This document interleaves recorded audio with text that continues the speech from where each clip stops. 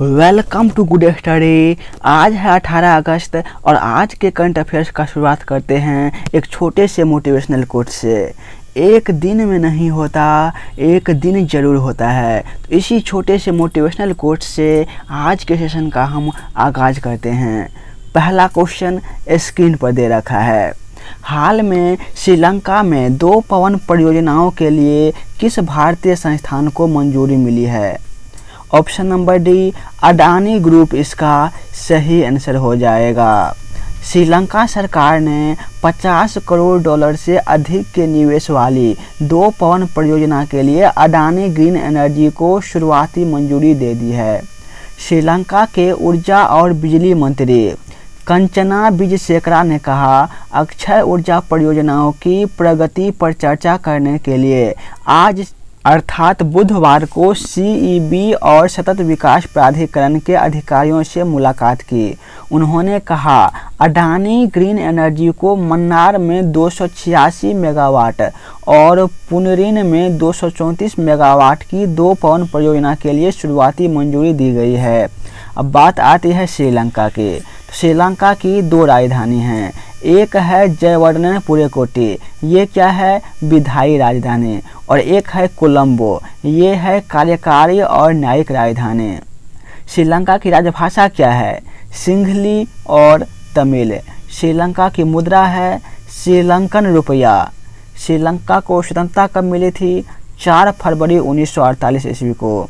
यहाँ के प्रधानमंत्री हैं दिनेश गुणवर्धने और राष्ट्रपति हैं रानिल विक्रमसिंघे। इतनी बातें आपको श्रीलंका के संबंध में याद रखना है। एक बात और, यदि आप वीडियो पहली बार देख रहे हैं तो इस चैनल गुड स्टडी को ज़रूर सब्सक्राइब कर लीजिएगा। इस तरह के आपको यहाँ पर डेली कंटेंट मिलते रहेंगे। नेक्स्ट क्वेश्चन स्क्रीन पर दे रखा है। हाल में रेलवे के द्वारा सबसे लंबी मालगाड़ी चलाई गई है, उसका नाम क्या है? ऑप्शन नंबर सी, सुपरवासिक इसका सही आंसर हो जाएगा। यह एक बार में 27,000 टन कोयला ढोकर रिकॉर्ड बनाया है। यह मालगाड़ी छत्तीसगढ़ के कोरबा से महाराष्ट्र के राजनांदगांव तक चलाई गई। इसकी लंबाई कितनी है? 3.5 किलोमीटर और इसमें कुल 295 डिब्बे हैं। यह 1:50 पर खुली और 267 किलोमीटर दूरी तय करके अगली सुबह 11:20 पर नागपुर के पास राजनांदगांव पहुंच गई। चलते हैं दोस्तों नेक्स्ट क्वेश्चन पे। हाल में भारत के उपराष्ट्रपति जगदीप धनखड़ के सचिव के रूप में किसे नियुक्त किया गया है? Option number D, Sunil Kumar Gupta इसका सही आंसर हो जाएगा। उपराष्ट्रपति जगदीप धनखड़ के सचिव के रूप में सुनील कुमार गुप्ता जी को चुना गया है। ये 1987 बैच के IAS अधिकारी हैं। उनकी सेवानिवृत्ति की तिथि 31 दिसंबर 2023 तक प्रतिनियुक्ति के आधार पर मंजूरी दी गई है। नेक्स्ट क्वेश्चन दोस्तों स्क्रीन पर दे रखा है। हाल में आंदोलन जीवी पुस्तक किसके द्वारा लिखा गया है? Option number C, Vinod Agnihotri इसका सही आंसर हो जाएगा।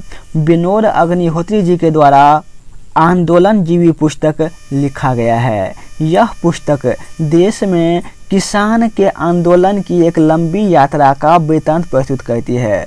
उन्होंने कहा है कि इस पुस्तक का शीर्षक किसानों के उन संघर्षों के प्रति समर्पित है जो देश की आज़ादी के बाद से अब तक हुई है। इसमें सबसे हाल ही में हुई किसान आंदोलन की कहानी भी शामिल है। उन्होंने इस पुस्तक को लिखने का श्रेय पत्रकारिता के क्षेत्र में अपने सहयोगी रहे वरिष्ठ पत्रकारों और अपने धर्मपत्नी अंजू पांडे अग्निहोत्री को दिया है। नेक्स्ट क्वेश्चन स्क्रीन पर दे रखा है। हाल में किसे संयुक्त राष्ट्र के जलवायु प्रमुख के रूप में नियुक्त किया गया है? Option number A, Simon steel इसका सही आंसर हो जाएगा। सैमन स्टील को संयुक्त राष्ट्र के जलवायु प्रमुख के रूप में नियुक्त किया गया है। ग्रेनेडा के पूर्व जलवायु लचीलापन मंत्री सैमन स्टील संयुक्त राष्ट्र के नए जलवायु प्रमुख बनेंगे। संयुक्त राष्ट्र महासचिव एंटोनियो गुटेरेस ने हाल ही में इसकी घोषणा की है। सैमन स्टील ने जून 2022 तक ग्रेनाडा के जलवायु लचीलापन मंत्री के रूप में 5 साल तक सेवा की है। बात आती है यूनाइटेड नेशन की, तो इसका मुख्यालय कहाँ पर है? न्यूयॉर्क अमेरिका में है। इसके सदस्य देश कितने हैं? 193।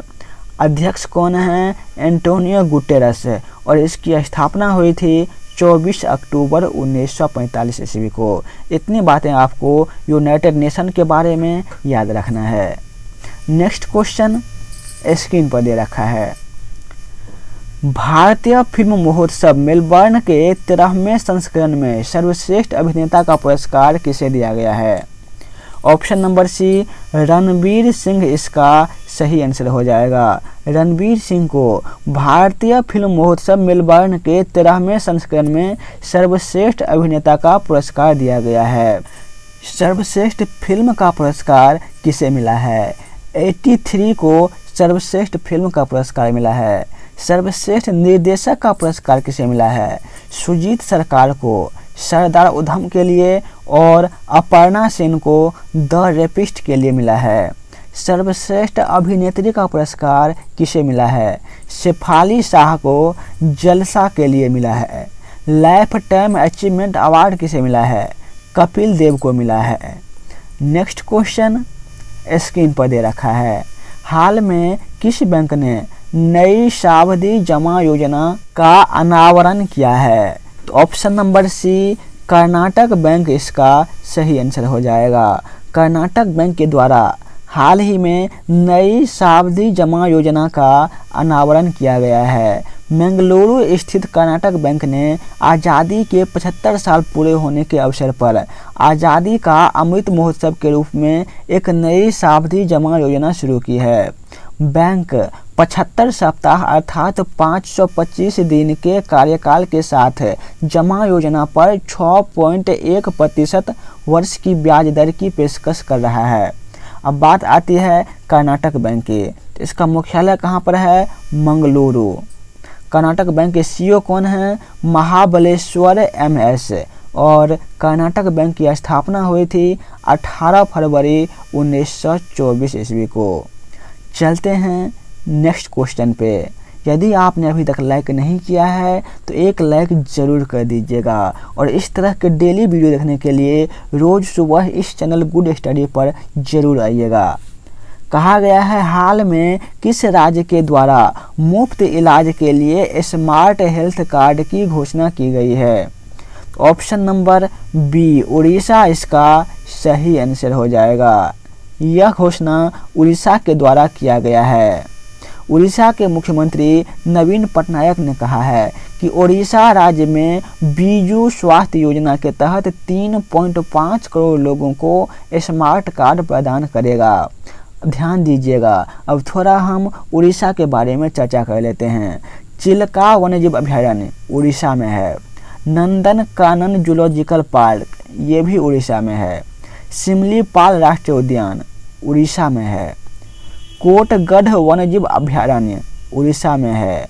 उड़ीसा के लोक नृत्य कौन सब हैं? घुमरा नृत्य, पाला नृत्य, दशकथिया नृत्य, दलखाई नृत्य, ढप नृत्य, ये सभी उड़ीसा के लोक नृत्य हैं। उड़ीसा के मुख्यमंत्री कौन हैं? नवीन पटनायक। राज्यपाल कौन हैं? गणेशी लाल। राजधानी क्या है? भुवनेश्वर। उड़ीसा का गठन कब हुआ था?